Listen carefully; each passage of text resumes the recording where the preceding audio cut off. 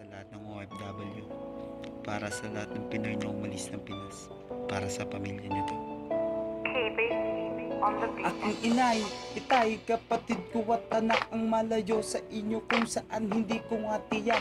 Puso ko'y mabibiyak habang luhay pumatak, pero kailangan kong pigilan na lahat ay bumagsak sa pagsakay ng eroplano hanggang sa palapagan. Habang nag-iisip, nakatingin sa kalangitan, nagdadasal sa may kapal na ako ay biyayaan at doon sa mga naiwan ko iyong iingatan. Patahimik sa kwarto at laging mag-isa, iniisip na lamang na ganito sa umpisa.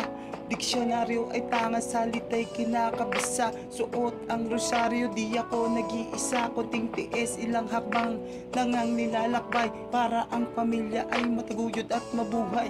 At baka sakaling bawat ilusyon ay maging tunay, yung tirahang barong-barong balang araw magkakulay.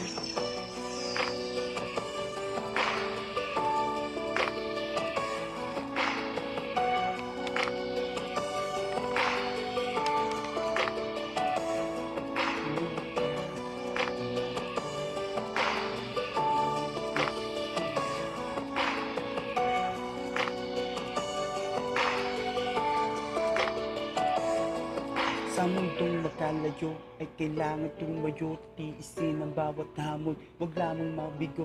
Bawat hirap kakayanin, mataguyod lang kayo. Iisipin ko na lang may tagsibol sa tagtuyo para sa mga naiwan sa aking sinilangan. Ito'y ginagawa ko para sa kinabukasan. Mahirap man ito, kailangan ko lang wakasan ng paghihirap sa katayuang ating nararanasan. Dito may mahirap, kailangan ko natiisin, ilang taon lang naman itong bubunuin. Baka sakaling kahirapan, mabawasan ko na rin. Dasal sa Panginoon ang laging gagawin, milya-milya ang distansya. Kumita lang ng barya kahit wala nang matira, basta sa inyo ay mapagkasya. Iniipon ay resibo, hinuhulog sa alkansya para to sa mga pangarap, kotse bahay na pantasya.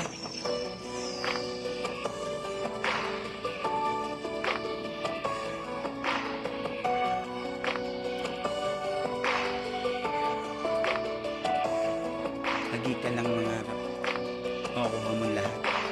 Huwag kang matakot sa lahat ng gagawin mo. Nandyan lagi ang Diyos, nakabantay lagi sa'yo. OFW ka, alam ko nararanasan mo, kasi kagaya mo din ako. Sama-sama tayo dito. We unite as one.